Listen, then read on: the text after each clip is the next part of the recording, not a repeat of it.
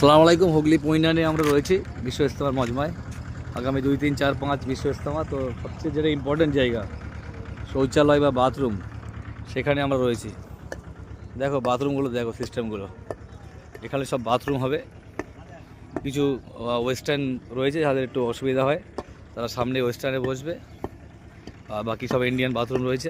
নিচে সব drainage system করা হয়েছে। বাথরুম পায়খানার এটা হবে পুরো ড্রেনেজ হয়ে। শেষে গিয়ে দেখাচ্ছি কুয়াও করা হয়েছে। এই কুয়ায় গিয়ে ডাইরেক্ট এই স্টুলগুলো পড়বে, এই কুয়ায় ল্যাট্রিনগুলো চলে আসবে। এরকম কুয়া অনেকগুলোই করা হয়েছে, এরকম পুরো। একবার দেখে নাও বাথরুমগুলো, প্রচুর বাথরুম, হাজারো বাথরুম করা হয়েছে। এই সামনে পুরো ঘেরা হয়েছে, এগুলোও ঘেরা হবে। তো খুব সুন্দর ব্যবস্থা বিশ্ব ইজতেমা ময়দানে হয়েছে। আপনারা সবাই আসবেন 2, 3, 4, 5 হুগলি পইনান। দোয়া করবেন ইনশাআল্লাহ।